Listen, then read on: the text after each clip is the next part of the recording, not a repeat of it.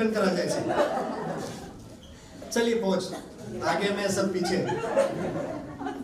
पुढे उभा. मग तो विषय झाला. नंतर आठवण आली, आता सर पाटील सर तेव्हा नवीन नवीन होते, थोडे शाळेत आलेले. आणि आता गणित शिकवायचे 3 सर. एक एस.वी. जाधव सर, ज्यांचं गणित एकदम डोक्यात जायचं, एकदम फिट बसायचं. नंतर साळुंके सर, यांचे गणित शिकवलेलं जमायचं, पण थोडं पाटील सरांचं गणितात थोडंसं आम्हाला कुठेतरी अटकायचं. तर मी तीही कंप्लेंट मुख्याध्यापक सरांकडे गेली, पाटील सरांकडे. आणि मी बोलतोय, सर आम्हाला फिट पाटील सर शिकवतात ते समजत नाही.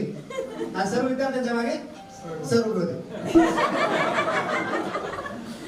सर उभे, सर ऐकतात, केवढा राग आला असेल.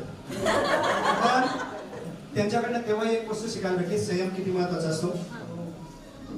सर्व विद्यार्थ्यांना वर्गात येऊ दिलं, बसू दिलं, मला उभं केलं, विचारलं काय केलं ते सांगितलं, जयसन पाटील सरांची कंप्लेंट तुमची कशाला सांगू, पदाधिकारी. पण देणार कसं, डायरेक्ट मारलं तर मुलांच्या मनात थोडा द्वेष निर्माण होईल. खूप एकदम म्हणजे ते चाणक्य बुद्धीने सरांनी आम्हाला शिक्षा दिली. विचारलं जीवशास्त्राचं होमवर्क कोणी कोणी नाही केला. आम्ही मराठी इंग्लिशचा करायचो नाही, जीवशास्त्र.